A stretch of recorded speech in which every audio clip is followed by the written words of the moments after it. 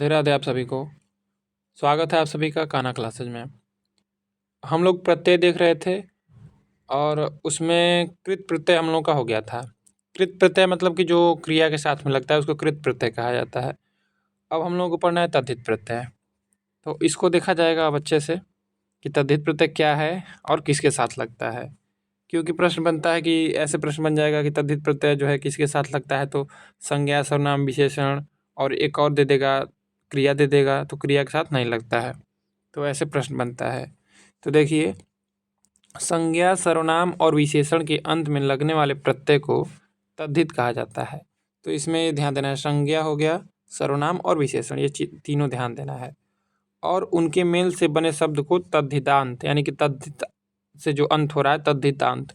जैसे मानव प्लस ता, तो मानव क्या है, मानव जाति का पूरा बोध हो रहा है यहाँ पे, तो संज्ञा हो गया और ता यहाँ पे प्रत्यय लगा हुआ है, तो मानवता क्या हो जाएगा, ये तद्धित प्रत्यय हो जाएगा। अब देखिए, अच्छा प्लस आई है, तो अच्छा क्या है, विशेषण है और आई प्रत्यय लगा हुआ है, तो अच्छाई इसमें क्या हो गया, ये तद्धित प्रत्यय हो जाएगा, क्योंकि ये विशेषण के साथ लगा हुआ है प्रत्यय। ठीक। अब देखिए, अपना प्लस पन है, तो अपना क्या है, सर्वनाम है और पन है, प्रत्यय लगा हुआ है, तो अपनापन। अब ऐसे प्रश्न बनता है कि अपनापन दे दिया, अब इसमें पूछेगा कि अपनापन में कौन प्रत्यय है, तद्धित प्रत्यय है कि कृत प्रत्यय है। तो अब इसको अलग करेंगे कि देखेंगे कि इसमें अपना दिया है प्लस पन, इसमें प्रत्यय लगा है, तो अपना क्या है, सर्वनाम है, तो यानी कि संज्ञा सर्वनाम विशेषण के साथ लगेगा तो तद्धित प्रत्यय हो जाएगा, तो इस तद्धित प्रत्यय हो गया है। वैसे भी एकता है, तो एक प्लस ता, एकता, ये भी क्या है, तद्धित प्रत्यय है। अब देखिए आगे, कृत प्रत्यय क्रिया या धातु के अंत में लगता है। ये हम लोग पीछे पढ़े ही हैं कि कृत प्रत्यय जो होता है क्रिया या धातु के अंत में लगता है। क्रिया जो धातु से बनती है उसमें ना लगा देते हैं, जैसे पढ़ धातु है तो उसमें ना लगा देंगे तो पढ़ना हो जाएगा, तो क्रिया हो जाएगी, तो धातु के अंत में लगता है। जबकि तद्धित प्रत्यय संज्ञा सर्वनाम और विशेषण के अंत में, ये बहुत महत्वपूर्ण है, यहीं से प्रश्न बन जाता है, ज़्यादा डीप में नहीं जाता है, यहीं से प्रश्न बन जाता है। ठीक। अब देखिए, तद्धित और कृत प्रत्यय में यही मूल अंतर है। उपसर्ग की तरह तद्धित प्रत्यय भी तीन स्रोतों संस्कृत, हिंदी और उर्दू से आकर हिंदी शब्दों की रचना में सहायक हुए हैं। तो हम लोग जब उपसर्ग पढ़े थे, उपसर्ग जो होते हैं शब्दों के शुरू में लगते हैं, प्रत्यय बाद में लगते हैं, तो हम लोग उपसर्ग पढ़े थे तो देखे कि संस्कृत में कितने उपसर्ग होते हैं, 19, हिंदी में 10 और उर्दू में 12। तो वो हम लोग पढ़े थे, वो भी पूछा जाता है कि कितने संस्कृत में उपसर्ग कितने हैं, हिंदी में कितने उपसर्ग हैं होते हैं और उर्दू में। तो ये तो उपसर्ग की बात हो गई। अब क्या है कि प्रत्यय में भी वैसे ही हैं, संस्कृत के प्रत्यय, हिंदी के प्रत्यय, उर्दू के प्रत्यय, यहाँ पे संख्या नहीं दिया है कोई, लेकिन देखना है इसको भी, से आकर हिंदी शब्दों की रचना में सहायक हुए हैं। नीचे इनके उदाहरण दिए जाते हैं। तो अब संस्कृत के तद्धित प्रत्यय यहाँ पे दिया है कि संस्कृत के कौन से प्रत्यय हैं तद्धित प्रत्यय, मतलब संज्ञा सर्वनाम विशेषण के साथ लगे हुए हैं, तो इनको देखा जाए। अब संस्कृत की तत्सम संज्ञाओं के अंत में तद्धित प्रत्यय लगाने से भाववाचक, अपत्यवाचक, नामवाचक और गुणवाचक विशेषण बनते हैं। तो देखिए, यहाँ पे दिया है कि संस्कृत की तत्सम संज्ञाओं के अंत में तद्धित प्रत्यय लगाने से भाववाचक विशेषण बनेगा और अपत्यवाचक यानी कि नाम के अंत में जो लगेगा तद्धित प्रत्यय और गुणवाचक विशेषण बनते हैं। संस्कृत के तद्धित प्रत्ययों से बने जो शब्द हिंदी में विशेषतः प्रचलित हैं, उनके आधार पर संस्कृत के ये तद्धित प्रत्यय हैं। तो अब यहाँ पे संस्कृत के प्रत्यय दिया है, ये तो हम लोग को याद नहीं करना है कौन कौन है, लेकिन पकड़ना रहता है शब्द में। कोई शब्द दिया रहेगा तो उसमें पकड़ना रहता है कौन सा प्रत्यय लगा हुआ है।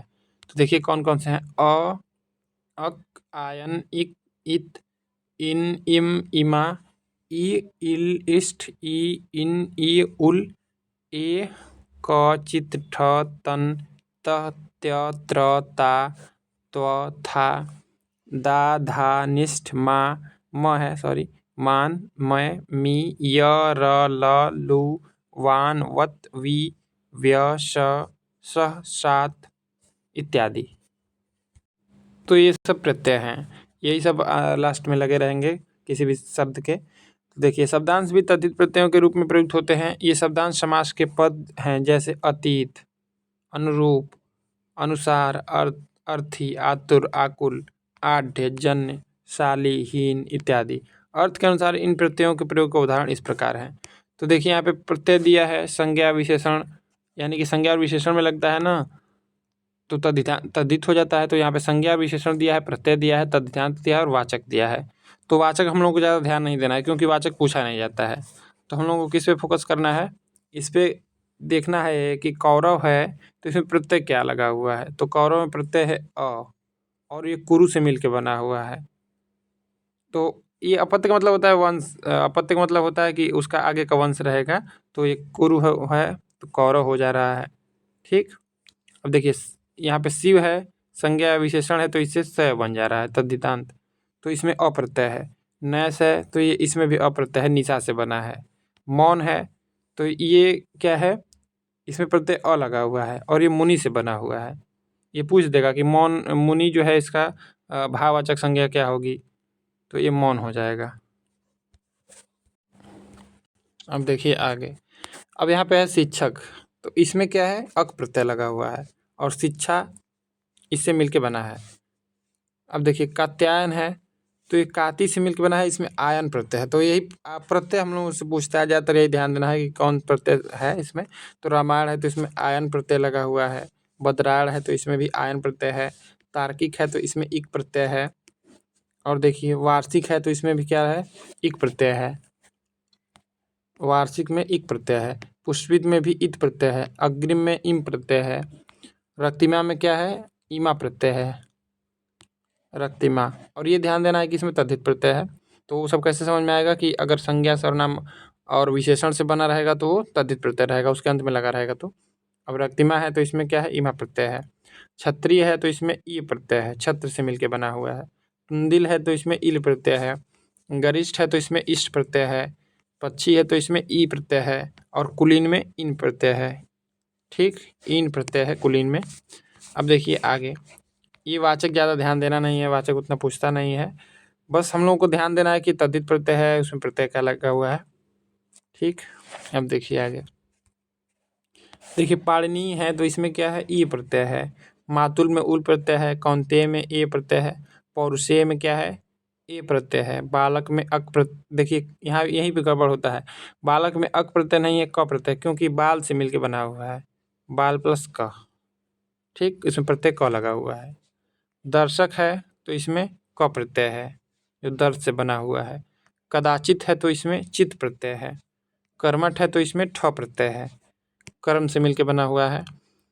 अब देखिए अद्यतन है तो अद्यतन जो है इसमें क्या प्रत्यय लगा हुआ है, तन प्रत्यय है। अंशतः में त प्रत्यय है। लघुता में ता प्रत्यय है। जनता में ता प्रत्यय है।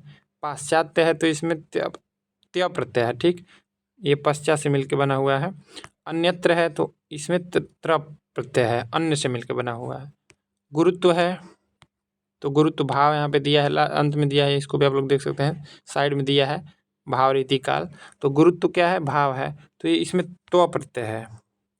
अन्यथा तो इसमें था प्रत्यय है। सर्वदा इसमें दा प्रत्यय है।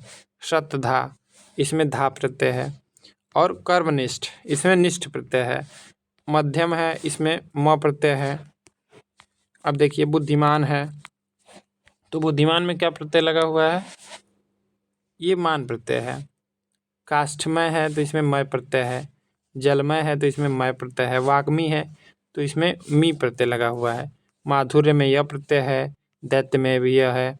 ग्राम्य में भी यह है, तो ग्राम से मिलकर बना हुआ है। अब देखिए मधुर है तो इसमें र प्रत्यय है। वत्सल है तो इसमें ल प्रत्यय है। निद्रालु है तो इसमें लु प्रत्यय है। ठीक, अब देखिए धनवान, तो धनवान में वान प्रत्यय है, धन प्लस वान मिलके बना हुआ है, धनवान में वान प्रत्यय है। यावत में क्या प्रत्यय है, वत प्रत्यय है। मायावी में वी प्रत्यय है। भ्रातृव्य है तो इसमें व्य प्रत्यय है। रोमस है तो इसमें ये क्या है, तालव्य से है। ठीक, तो ये प्रत्यय है। अब देखिए आगे, कर्कश है तो स्वभाव या गुण होता है ये कर्कश, तो ये क्या है, कर्क से मिलकर बना हुआ है, उसमें तालव्य से प्रत्यय है। क्रमशः है तो इसमें भी यही है, तालव्य से है। और भस्म सात है तो इसमें सात प्रत्यय है। आत्मसात है तो इसमें सात प्रत्यय है। और ये संबंध है, विकार है, ये सब इसको भी थोड़ा थोड़ा देख लीजिएगा आप लोग। ये पूछता है नहीं, तो जो पूछता है उसी पे हम लोगों को कंसंट्रेशन करना है। अब देखिए, अब इन प्रत्ययों द्वारा विभिन्न वाचक संज्ञा और विशेषणों से विभिन्न वाचक संज्ञा और विशेषणों के निर्माण के प्रकार देखें। अब देखिए हम लोग प्रत्यय भी देख रहे हैं, लेकिन एक इसमें ये चीज़ भी है, पूछता है कैसे, कोई भी संज्ञा दे देगा और उसका पूछेगा कि शत्रु दिया है, इसका पूछेगा कि भाववाचक संज्ञा क्या होगी, शत्रुता होगी कि क्या होगी, और शत्रुता दे देता है, इससे पूछ लेगा कि ये विशेषण है कि भाववाचक संज्ञा है, ऐसे प्रश्न बनता है। तो ज़्यादातर क्या होता है कि भाववाचक संज्ञाएं जो बनती हैं लगभग सभी वो प्रत्यय से मिलकर बनी होती हैं, उनमें प्रत्यय जरूर लगा रहता है, तो ऐसे पकड़ में आ जाएगा आराम से। देखिए जातिवाचक से भाववाचक संज्ञाएं, यानी कि जातिवाचक संज्ञा रहेगी उससे भाववाचक, ये शत्रु है, वीर है, ये गुरु है, ये सब क्या है, ये जातिवाचक संज्ञाएं हैं। इनसे हम लोगों को भाववाचक संज्ञाएं बनाना है, तो ये भाववाचक संज्ञाएं हैं। संस्कृत की तत्सम जातिवाचक संज्ञाओं के अंत में तद्धित प्रत्यय लगाकर भाववाचक संज्ञाएं बनती हैं। इसके उदाहरण इस प्रकार हैं। तो देखिए इसको देखा जाए अच्छे से। अब दिया है यहाँ पे तद्धित प्रत्यय, संज्ञा, भाववाचक संज्ञा। तो शत्रु है, ये शत्रु क्या है, जातिवाचक संज्ञा है, तो इससे क्या बना हुआ है, शत्रुता, ये भाववाचक संज्ञा, तो इसमें ता प्रत्यय लगा हुआ है। वीर है तो वीरता क्या है, भाववाचक संज्ञा है, इसमें ता प्रत्यय लगा हुआ है। गुरु से देखिए यहाँ पे गुरुत्व है, तो इसमें त्व प्रत्यय है। मनुष्य है तो मनुष्यत्व है, तो ये भाववाचक संज्ञा है। मनुष्यत्व और मनुष्यत्व दोनों होता है, तो यहाँ पे त्व प्रत्यय है। देखिए मुनि है, ऐसे प्रश्न पूछ देगा कि मुनि का भाववाचक संज्ञा क्या होगा, तो मौन होगा, ये बहुत महत्वपूर्ण है, तो इसमें अप्रत्यय लगा हुआ है। पंडित है तो पांडित्य भी होता है, तो इसमें य प्रत्यय लगा हुआ है। रक्त का विशेषण क्या होता है, अरे सॉरी, विशेषण नहीं, भाववाचक संज्ञा, क्योंकि विशेषण में भाववाचक संज्ञा बहुत कन्फ्यूजन होता है। तो रक्त का भाववाचक संज्ञा क्या है, रक्तिमा होगी, इसमें प्रत्यय लगा रहता है। अब देखिए व्यक्तिवाचक से अपत्यवाचक संज्ञा, अपत्यवाचक मतलब कि उससे संबंध दिखाया जाएगा, नाम के लास्ट में जुड़ा रहता है, अपत्यवाचक उसको कहा जाता है। देखिए व्यक्तिवाचक मतलब कि कोई भी, हम लोग पढ़े हैं कि संज्ञाएं पढ़े हैं तो शुरू में, कोई भी उसके जैसा एक यूनिक रहेगा तो उसको व्यक्तिवाचक कहा जाएगा। मतलब जैसे राम हो गए, कृष्ण हो गए, कोई एक, गंगा हो गई, हिमालय, तो ऐसे। तो अपत्यवाचक संज्ञाएं किसी नाम के अंत में तद्धित प्रत्यय जोड़ने से बनती हैं। अपत्यवाचक संज्ञा के कुछ उदाहरण ये हैं। तो देखिए यहाँ पे तद्धित प्रत्यय दिया है, व्यक्तिवाचक संज्ञा दिया है, अपत्यवाचक संज्ञा दिया है। तो यहाँ पे वसुदेव हैं, भगवान श्री कृष्ण के पिताजी थे, अब उसमें अप्रत्यय लग गया, तो यहाँ पे वासुदेव हो गया, तो श्री कृष्ण को वासुदेव कहा जाता है, उनके पिता जो थे वसुदेव थे। अब देखिए मनु है, तो ये व्यक्तिवाचक संज्ञा है, सब व्यक्तिवाचक संज्ञा है, मतलब कि वे जो नाम यहाँ पे दिए गए हैं सब लोग यूनिक थे, मतलब एक, उनके जैसा और दूसरा कोई नहीं है। अब देखिए मनु है तो इनमें अप्रत्यय लगा हुआ है, तो इन्हीं से मानव बना है। कमायनी हम लोग पढ़े होंगे तो उसमें मनु है ना, श्रद्धा मनु। अब देखिए कुरु है तो उनसे कौरव बन गया, तो इसमें अप्रत्यय लगा हुआ है। पृथा है तो पृथा बना हुआ है, ये इनकी अर्जुन की माता थी, तो इन्हीं को पृथा कहा गया है, तो उसमें अप्रत्यय लग गया है, तो ये पार्थ हो गया है, तो ये अर्जुन के लिए हो गया है। पांडु है तो पांडु जो थे उनमें अप्रत्यय लग गया, तो ये पांडव हो गया, तो ये पांडव हो गए, जैसे कौरव बना हुआ है यहाँ पे कुरु से, वैसे पांडु से पांडव हो गया। अब देखिए दीति से यहाँ पे दैत्य बना हुआ है, इसमें य प्रत्यय है। अब बदर है तो इसमें आयन प्रत्यय लगा हुआ है, तो ये बदरायण हो गया है। बादरायण, देखिए सही वर्तनी भी ध्यान देना है, बादरायण है, बदरायण नहीं है, बादरायण है, तो ये अपत्यवाचक संज्ञाएं हैं। अब देखिए यहाँ पे राधा है तो ये प्रत्यय जुड़ा हुआ है, तो इसमें राधेय हो गया है। तो राधे कर्ण को कहा जाता है क्योंकि उसकी माता का नाम, जिन्हें उनका पालन किया था, उनका नाम राधा था, तो इसलिए किसको, कर्ण को राधेय कहा जाता है। और देखिए कुंती में ए प्रत्यय लगा हुआ है, तो कुंती जो थी अर्जुन की, पांडवों की माता थी, तो वो उनमें ए प्रत्यय लगा हुआ है, तो कौंते हो गया। तो कौंते किसको कहा जाता है, अर्जुन को कहा जाता है, ठीक। अब देखिए विशेषण से भाववाचक संज्ञाएं, तो विशेषण से भाववाचक संज्ञा कैसे बनेगी, विशेषण के अंत में संस्कृत के निम्नलिखित तद्धित प्रत्ययों के मेल से निम्नलिखित भाववाचक संज्ञाएं बनती हैं। तो देखिए यहाँ पे दिया है बुद्धिमान, तो बुद्धिमान क्या है, विशेषण है, कोई व्यक्ति बुद्धिमान होगा, लेकिन बुद्धिमत्ता क्या है, भाववाचक संज्ञा है। मूर्ख क्या है, विशेषण है, लेकिन मूर्खता भाववाचक संज्ञा है। देखिए ज़्यादातर भाववाचक संज्ञा हम बताए ऊपर कि इसमें प्रत्यय जरूर लगा रहेगा, पकड़ में आ जाएगा कि भाववाचक संज्ञा है। भाववाचक संज्ञा में और विशेषण में कन्फ्यूजन होता है, लेकिन भाववाचक संज्ञा में प्रत्यय लगा रहेगा। अब देखिए शिष्ट है, इसमें ता प्रत्यय लगा हुआ है, तो शिष्टता हो गया भाववाचक संज्ञा। रक्त है तो इसमें ईमा प्रत्यय लगा हुआ है, तो रक्तिमा क्या हो गई, भाववाचक संज्ञा। अब देखिए शुक्ल है इसमें ईमा प्रत्यय है तो शुक्लिमा हो गया, तो ये भाववाचक संज्ञा हो गया। तो ऐसे विशेषण से क्या होता है, भाववाचक संज्ञा बनाई जाती है। अब देखिए और भी दिया है, और ये सब तद्धित प्रत्यय, क्योंकि हम लोग ऊपर पढ़े थे कि संज्ञा और सर्वनाम और विशेषण से जो बनेगा, जो उसके अंत में लगेगा वो तद्धित प्रत्यय कहलाएगा। देखिए वीर है तो वीर विशेषण है, कोई व्यक्ति वीर है तो उसकी विशेषता बताई जा रही है कि अभिमन्यु वीर थे तो अभिमन्यु की विशेषता बताई जा रही है कि वीर थे, तो विशेषण हो गया। और विशेषण में त्व प्रत्यय लगा हुआ है तो वीरत्व हो गया, तो ये भाववाचक संज्ञा बन रही है और इसी को तद्धित प्रत्यय कहा जाएगा। अब देखिए लघु है तो लघु है कि गुरु है, ये भी विशेषता है तो विशेषण हो गया, और इसमें त्व प्रत्यय हुआ है तो लघुत्व हो गया है। लघुत्व क्या है, भाववाचक संज्ञा है। गुरु है तो इसमें अप्रत्यय लगा हुआ है तो गौरव हो गया है। लघु है इसमें अप्रत्यय है तो लाघव हो गया है। तो ये सब भाववाचक संज्ञाएं हैं। अब देखिए संज्ञा से विशेषण कैसे बनता है, तो संज्ञा से विशेषण कैसे बनेगा इसको भी देखा जाए। यहाँ से प्रश्न बहुत बनता है, दे देगा कि निशा का विशेषण क्या होगा या तालु का विशेषण क्या होगा, ऐसे प्रश्न बनता है। संज्ञाओं के अंत में संस्कृत के गुण, भाव या संबंध के वाचक तद्धित प्रत्ययों को जोड़कर विशेषण भी बनते हैं। उदाहरणार्थ तो यहाँ पे देखिए, अब यहाँ पे हम बताए ऊपर कि ज़्यादातर भाववाचक संज्ञाओं में प्रत्यय लगा रहता है, लेकिन यहाँ पे विशेषण यह सब दिया है, नैस दिया है तो विशेषण है, भाववाचक संज्ञा नहीं है। तो ये भी ध्यान देना है कि ज़्यादातर में लगा रहता है, सभी में जरूरी नहीं है। अब देखिए प्रत्यय है और संज्ञा है, विशेषण है। तो अब यहाँ पे संज्ञा दिया है निशा, तो निशा में अप्रत्यय लगा दिया गया है तो नैस हो गया है, विशेषण हो गया। तालु में अप्रत्यय है तो तालव्य है, ये विशेषण है। अब देखिए ग्राम है तो ग्राम में य प्रत्यय लगा हुआ है तो ग्राम्य हो गया है, ये विशेषण है। मुख है तो उसका मौखिक हो गया है तो इसमें इक प्रत्यय है। लोक है तो उसका लौकिक हो गया है, इसमें भी इक प्रत्यय है। आनंद है तो इसमें आनंदमय हो गया है तो इसमें मय प्रत्यय है। दयामय है तो इसमें मय प्रत्यय है, दयामय, ये विशेषण है। यहाँ इधर जो बन रहा है सब विशेषण है और इस संज्ञा से बन रहा है, तो कैसे बन रहा है, प्रत्यय लगाकर बन रहा है, तो उसी को हम लोग तद्धित प्रत्यय कह रहे हैं क्योंकि संज्ञा के साथ मिलकर बन रहा है।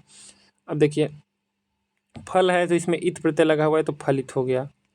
बल में इष्ट प्रत्यय है तो बलिष्ठ हो गया, और बल क्या है, संज्ञा है। कर्म है इसमें निष्ठ प्रत्यय है तो कर्मनिष्ठ हो गया। मुख है उसमें र प्रत्यय लगा हुआ है तो मुखर विशेषण हो गया। मधु संज्ञा है उसमें र प्रत्यय लग गया है तो मधुर क्या हो गया है, विशेषण हो गया है। रक्त है उसमें ईमा प्रत्यय लगा हुआ है, ईम प्रत्यय लगा हुआ है तो रक्तिम हो गया। कुल है उसमें ईन प्रत्यय लगा हुआ है तो कुलीन हो गया है, कुलीन क्या हो गया, विशेषण हो गया, ये संज्ञा हो गया। ग्राम है इसमें ईन प्रत्यय लगा हुआ है तो ग्रामीण हो गया। ग्रामीण मतलब कि ग्राम में जो निवास कर रहा है उसको ग्रामीण कहा जाता है। अब देखिए मांस है तो इसमें ल प्रत्यय लगा हुआ है तो मांसल हो गया। मेधा है बुद्धि को कहा जाता है, वी प्रत्यय लगा हुआ है मेधावी मतलब कि जो बुद्धिमान है उसको मेधावी कह दिया गया। तंद्रा है इसमें इल प्रत्यय लगा हुआ है तो तंद्रिल हो गया है। राष्ट्र है, देखिए ये बहुत पूछा गया है, पूछता है कि हाँ इसमें कन्फ्यूजन करता है राष्ट्रीय और राष्ट्रीयता। तो पूछता है कि राष्ट्र की जो भाववाचक संज्ञा है वो क्या होगी, तो लोग राष्ट्रीय में और राष्ट्रीयता में कन्फ्यूजन में हो जाते हैं। तो राष्ट्रीयता जो है वो भाववाचक संज्ञा होगी, राष्ट्रीय विशेषण होगा। ठीक, अब देखिए पृथु है तो उसमें उल प्रत्यय है तो पृथुल हो जाएगा। तंद्रा है इसमें लू प्रत्यय लगा हुआ है तो तंद्रालु हो गया है। और देखिए धन है इसमें वान प्रत्यय लगा हुआ है तो धनवान हो गया है। ठीक, तो ये हम लोग देखें कि संज्ञा से कैसे विशेषण बनता है प्रत्यय लगा के, तो उसको हम लोग तद्धित प्रत्यय कहते हैं। अब हिंदी के तद्धित प्रत्यय, अब हम लोग संस्कृत के देख रहे थे अब तक, अब हिंदी के देखा जाएगा, तो इसको देखा जाए। ऊपर संस्कृत के तत्सम शब्दों के साथ तद्धित प्रत्यय लगाकर संज्ञा और विशेषण बनाए गए हैं। अब हम हिंदी के तद्भव शब्दों के अंत में तद्धित प्रत्यय लगाकर संज्ञा और विशेषण बनाएंगे। हिंदी के तद्धित प्रत्यय ये हैं, तो हिंदी के कौन कौन से हैं, आ, आयंद, आई, ताई, आऊ, आका, आटा, आन, आना, आनी, आयत, आर, आरी, आरा, आड़ी, आल, इयल, आलू, आवट, आस, आशा, आहट, इन, इया, ई, इला, उआ, उ, ए, अर, एरा, एड़ी, एली, एल, एत, एल, एला, एला, ओ, ओट, ओटा। देखिए ओटा है, ओटा, ओटी, औड़ा, औड़ी, औती, ये सब मिला के हम लोग बनाएंगे, ये प्रत्यय हैं, नए शब्द बनेंगे इनको मिला के। औता, ओला, क, की, जा, टा, टी, ड़ री ता त ता ती न नी पन पा री ला ली ल वंत वाल वाला वा वा स सरा सा सो हर हरा हा हारा हला हाल इत्यादि। तो ये सब हिंदी के प्रत्यय हैं। तद्धित प्रत्यय शब्दों के अनेक रूप हैं। इन रूपों में भाववाचक, उनवाचक, कर्तृवाचक, संबंधवाचक और विशेषण प्रमुख हैं। इनके उदाहरण इस प्रकार हैं। तो ये कैसे बनते हैं? तद्धित प्रत्यय हिंदी में कैसे बनते हैं? भाववाचक, उनवाचक, कर्तृवाचक और संबंधवाचक और ऐसे बनेंगे। तो इनको देखा जाए कैसे बनते हैं। भाववाचक तद्धितांत संज्ञाएं। अब हम लोग हिंदी में देख रहे हैं, वो हम लोग संस्कृत में देख रहे थे ऊपर जो था। भाववाचक तद्धित प्रत्यय हैं आ, आयंत, आई, आन, आयत, आरा, आवट, आस, आहट, ई, एरा, औती, ता, त, ती, पन, पा, स इत्यादि। तो यहाँ पे जैसे दिया है तो संज्ञा विशेषण से बनेगा, लेकिन भाववाचक संज्ञा बनेगा प्रत्यय लगा के। तो देखिए कैसे बनता है। ये चूरा भाववाचक संज्ञा जो बनी है ये चूर से बनी है और इसमें आ प्रत्यय लगा हुआ है। चतुराई जो है भाववाचक संज्ञा है, तो चतुर से बनी है। चतुर क्या है? विशेषण है, तो इसमें आई प्रत्यय लगा हुआ है। देखिए चौड़ा है तो चौड़ान में आन प्रत्यय लग जाएगा तो चौड़ान हो जाएगा, और इसमें आई प्रत्यय लगेगा तो चौड़ाई हो जाएगा। तो ये तो भाववाचक संज्ञा है, ये चौड़ा से बना हुआ है। अपना है तो अपना से अपनायत या अपनापन हो गया। ठीक, तो इसमें आयत और पन प्रत्यय लगा हुआ है। देखिए सड़ायद है तो इसमें आयंत प्रत्यय लगा हुआ है। ठीक, सड़ा से बना है। छुटकारा है तो इसमें आरा प्रत्यय है, छूट से बना है। अमावट है तो इसमें आवट प्रत्यय है, आम से बना है। अब देखिए आगे, ये मिठास है तो मिठास क्या है? मिठास देखिए यहाँ पे दिया है भाववाचक संज्ञा है। ठीक, तो ये मीठा से बनी है, तो मीठा क्या विशेषण है ना। अब इसी से बना है आस प्रत्यय लगकर। कड़वाहट है तो इसमें आहट प्रत्यय है, कड़वा से बना है। खेती है तो इसमें ई प्रत्यय है, खेत से बना है। अंधेरा है तो इसमें एरा प्रत्यय है, अंध से बना है। बपौती है तो इसमें औती प्रत्यय है, ये बाप से बना है। रंगत है तो इसमें त प्रत्यय है और रंग से बना है। कमती है तो इसमें ती प्रत्यय लगा हुआ है, कम से बना है। कालापन है तो इसमें पन प्रत्यय लगा हुआ है, काला से बना है। ठीक है, अब देखिए लड़कपन है तो देखिए लड़कापन होता है। लड़कपन जो है ये लड़का और पन प्रत्यय लग के बना हुआ है। बुढ़ापा है तो बूढ़ा और पा प्रत्यय लगा हुआ है। घामस है तो घाम और स प्रत्यय है। ठीक, अब उनवाचक तद्धितांत संज्ञा है, इनको हम लोग देखेंगे कल। ठीक, आज भर इतना ही रहेगा। ये भाववाचक तद्धितांत संज्ञा हम लोग देखें, अब उनवाचक कल देखा जाएगा। ठीक है, इसमें लघुता, प्रियता, हीनता का बोध होता है, उसको उनवाचक कहा जाता है। तो आज के लिए धन्यवाद आपको सभी का जुड़ने के लिए। अब मिलेंगे कल।